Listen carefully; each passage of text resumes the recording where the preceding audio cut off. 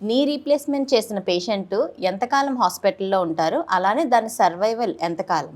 జనరల్గా ఏంటంటే మనం హాస్పిటల్లో నీ రీప్లేస్మెంట్ చేయాలంటే సపోజ్ ఫర్ ఎగ్జాంపుల్ రేపు మార్నింగ్ చేయాలంటే ఇవాళ అడ్మిట్ చేసేస్తాం.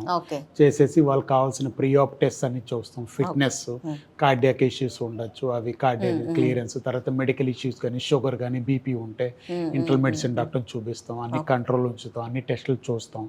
ఓకే, స్క్రీనింగ్ టెస్టులు ఉంటాయి, అవి కూడా నెగిటివ్ అయ్యి అన్ని చూసుకొని ఆ నెక్స్ట్ డే మార్నింగ్ సర్జరీ చేస్తాం.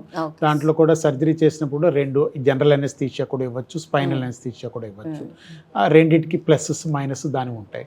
సో అది అనెస్థీషియా డాక్టర్ ఏమో ఆ పేషెంట్తో డిస్కస్ చేసి వాళ్ళ ప్రిఫరెన్స్ బట్టి అది మేము చూస్ చేస్తారు, ఏదైనా జనరల్ అనెస్థీషియా, స్పైనల్ అనెస్థీషియా. అది అయిన తర్వాత వాళ్ళకి ఎపిడ్యూరల్ ఇంజెక్షన్ కూడా ఇస్తాం పెయిన్ రిలీఫ్కి.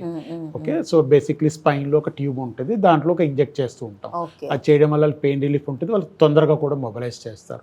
ఆపరేషన్ అయిన తర్వాత ఒక 1 or 2 nights ఉంటారు, దాని తర్వాత మనం డిశ్చార్జ్ చేసేస్తాం. సో ఇలాగ ప్రాపర్గా మనం పెయిన్ కంట్రోల్ చేయడం వల్ల, అంత టైట్రేట్ చేయడం వల్ల వాళ్ళు తొందరగా పెయిన్ ఫ్రీగా తొందరగా డిశ్చార్జ్ అయిపోతారు, తొందరగా మొబిలైజ్ చేస్తారు, అంత బాగుంటుంది అన్నమాట. తర్వాత ఈ నీ రీప్లేస్మెంట్స్ అనేవి జనరల్గా ఒక 15 years వరకు సర్వైవల్ రేట్ 90% ఉంటుంది most of the implants.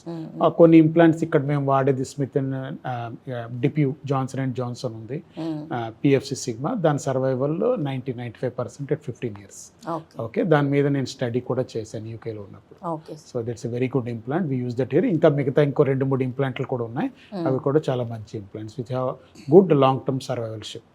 So అది చూసుకొని అది మేము పేషెంట్ ముందే ఎక్స్ప్లెయిన్ చేస్తాం అన్నమాట.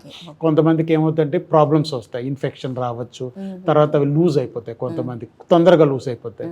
దానికి చాలా కారణాలు ఉండొచ్చు, పెట్టినప్పుడు ప్రాపర్గా కొంచెం ఇష్యూ రావచ్చు, తర్వాత లూజనింగ్ ఏ కారణం చేతైనా రావచ్చు.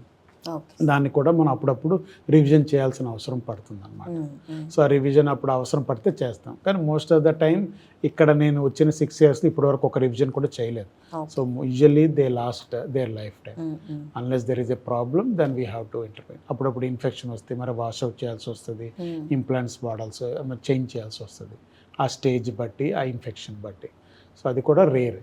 జనరల్గా very good 85-90% success rate for total knee replacement in short and medium term. Okay sir, ఈ నీ రీప్లేస్మెంట్లోని జాన్సన్ అండ్ జాన్సన్ వాళ్ళది యూజ్ చేస్తానని చెప్పారు కదా సార్. సో అది 15 years వరకు సర్వైవల్ ఉంటుందని చెప్పారు, కానీ అంత ఎఫర్ట్ చేయలేని వాళ్ళకి మరి ఎటువంటిది మీరు మెటీరియల్ యూజ్ చేసి నీ రీప్లేస్మెంట్ చేస్తారు? సో జనరల్గా ఏంటంటే affordable in insurance patients, cash patients వాళ్ళు చేయించుకుంటారు. అఫోర్డబిలిటీ తక్కువ లోకల్ ఇంప్లాంట్స్ వాడతాం, అవి కూడా ఆల్మోస్ట్ అంతే సర్వైవల్ ఉంటాయి.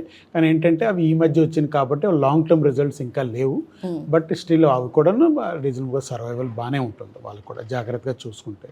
బేసిక్గా ఏంటంటే నీ రీప్లేస్మెంట్ అయిన తర్వాత కొంచెం మనం జాగ్రత్తగా చూసుకోవాలి. అప్పుడప్పుడు ఏమవుతుందంటే మనకి ఇన్ఫెక్షన్స్ వస్తూ ఉంటాయి, అప్పుడప్పుడు ఆ ఇన్ఫెక్షన్ బ్లడ్ ద్వారా మళ్ళీ నీ దగ్గర వచ్చి ఇన్ఫెక్ట్ అయ్యే ఛాన్స్ ఉంటుంది. సో మనం కొంచెం జాగ్రత్తగా హెల్త్ చూసుకోవాల్సి ఉంటుంది, కొంచెం కేర్ఫుల్గా ఉండాలి, ఉంటే మనకి ఏ ప్రాబ్లం ఉంటుంది.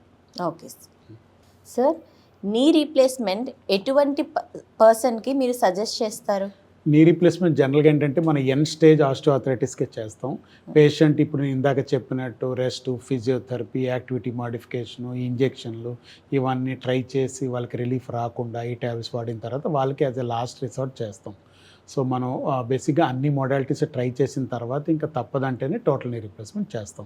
బేసిక్గా పేషెంట్ ఎలా వస్తారంటే వాళ్ళకి కంటిన్యూస్ పెయిన్ ఉంటుంది, రాత్రి కూడా వాళ్ళకి నిద్ర లేదంటారు, కాన్స్టెంట్ పెయిన్ ఉంటుంది, వాళ్ళ పని వాళ్ళు చేసుకోలేరు.